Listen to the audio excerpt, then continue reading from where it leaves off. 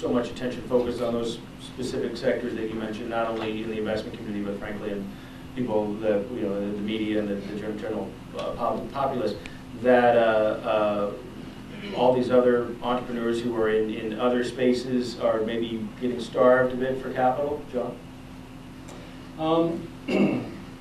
I think it is a concern. I think particularly space. So we invest in what we understand. We invest in where our backgrounds are in enterprise IT and in consumer software, consumer internet, which is why we invest there. It's not a specific preference for those sectors. It's just where we believe we can add value. But I would say it's significantly easier to get funding in the consumer space for most firms than it is to get funding in the enterprise space, for example. We're very, very active in enterprise, by the way. About half of our investments, both number of investments and dollars, are in enterprise IT. But I would say go beyond that to semiconductors or biotech, for example, or materials, even clean tech, which I came out of. I've spent several years in before coming here. I think it's a lot harder to get funding than it is in consumer specifically. I think that is concerning in terms of the economy and the world over time, certainly U.S. competitiveness over time. I mean, in the grand scheme of things, it's even in social, local, mobile, it's never been easy for an entrepreneur to raise money. I mean, and it's still a tough job. It's tougher in some sectors. But it's still, fortunately it's still going on, and fortunately innovation is increasingly global. So in terms of the grand scheme of, do we face an innovation gap? Is there a problem? I'm not that worried about an innovation gap. I am worried, though, about the degree to which it happens in the United States, and to the degree to which it happens sort of within the U.S. venture community, which will be the basis for more and more money coming back into the venture community and recycling it.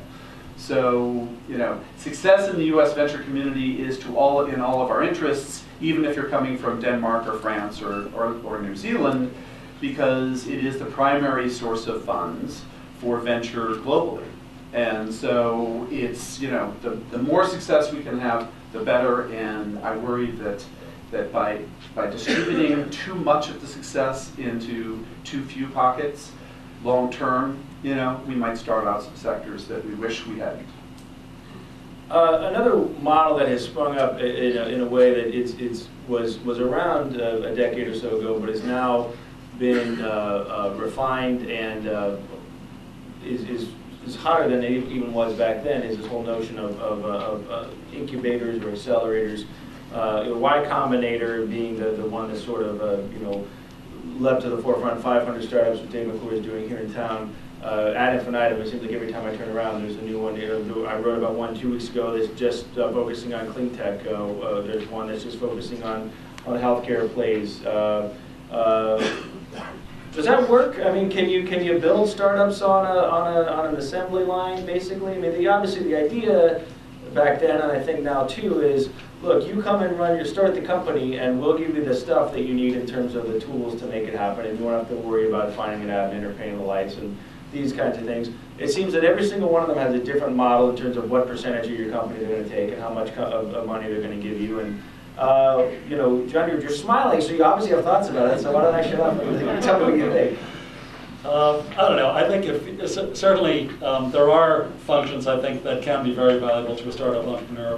But to me, if you're really convinced that you've got something that you're passionate about and you want funding for it, and you believe you can really change the world and build a really significant company, there's no way, if I were in your shoes, that I'd give up equity for office space or for legal services or help in finding an admin or whatever the example might be. Those are totally commodity fungible things. And yeah, it might take you a little time, but it's actually your job as an entrepreneur to find those things and build your company in all respects, I would say. The last thing you want, I think, is training wheels. You want to be thrown into the world, and in my experience at least, and survive and show you can do it. There are things that can really accelerate you, and they're not around office space or legal services or whatever. They're people, for example. I mean, getting access to great talent, getting access to experience, as Bill said, people who've done it before and can help you avoid some of the mistakes.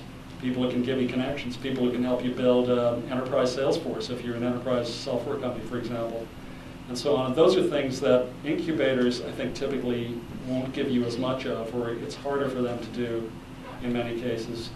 But a firm that's invested in those things can do more effectively if they've dedicated staff to those.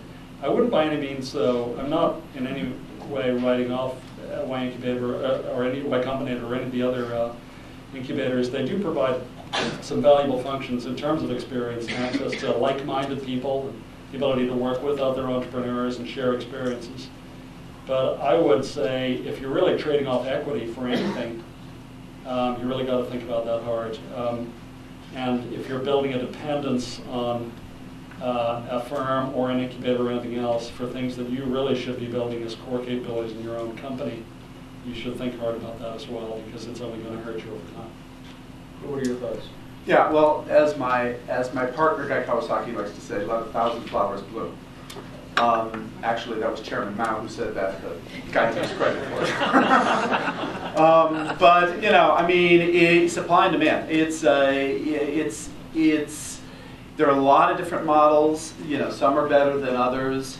The great thing about the current environment, sort of in the best instance, the best sort of accelerators are actually, giving you some resources to help you launch your venture, and by leveraging a pool of talent, a lot of other high energy entrepreneurs, maybe you can get things done faster, better, cheaper than you could otherwise. Maybe it's worth a few points of equity. It's the hardest thing. The hardest thing is in all of these is good talent with good experience, and so that's the question. I mean, I think in the olden days there were incubators that were set up as economic development agencies in corners of the world, and they tended not to have all that much value, and it tended to be sort of office space on a copier. But in the sort of the new model, you're seeing more serial entrepreneurs who are giving back, who are actively involved and not taking, heinous percentages of your company, and, in some cases actually investing. And so, yeah, I think it's supply and demand. If you find some good resources and the price is fair, go in with your eyes open, ask advice. And it's a way to get your company launched. Great.